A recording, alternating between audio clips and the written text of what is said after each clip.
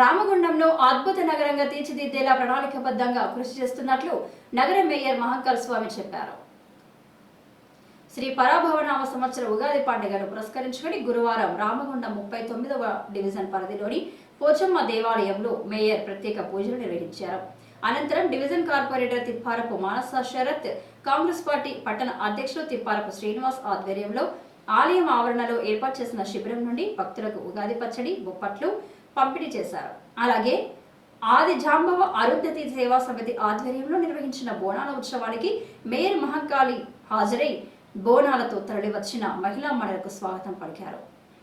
సేవా సమితి అధ్యక్షులు కోటగిరి పాపయ్య ఆధ్వర్యంలో ఆడబిడ్డలకు పసుపు, కుంకుమ, గాజులు అందజేశారు. ఈ సందర్భంగా మేయర్ మాట్లాడుతూ దశాబ్ద కాలంగా నిర్లక్ష్యానికి గురైన రామగుండం పారిశ్రామిక ప్రాంతాన్ని అన్ని రంగాల్లో అభివృద్ధి పరిచేందుకు ఎమ్మెల్యే రాజ్ ఠాకూర్ ప్రణాళికాబద్ధంగా కృషి చేస్తున్నారని తెలిపారు. ప్రగతి సాధన దిశగా చేపడుతున్న కార్యక్రమాల్లో ప్రజలంతా భాగస్వాములు కావాలని కోరారు.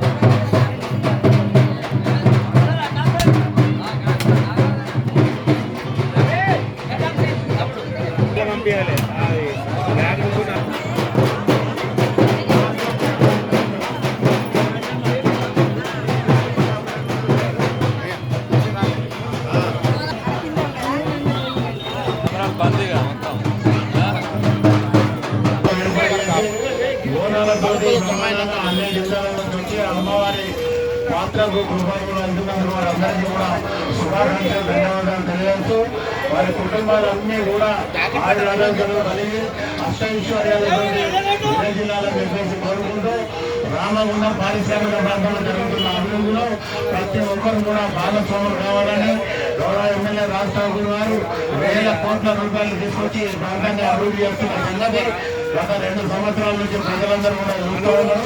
దాంట్లో ప్రజలందరూ కూడా భాగస్వాములై ఈ ప్రాంత అభివృద్ధిలో ప్రతి ఒక్కరు కూడా కోరుకుంటూ ధన్యవాదాలు.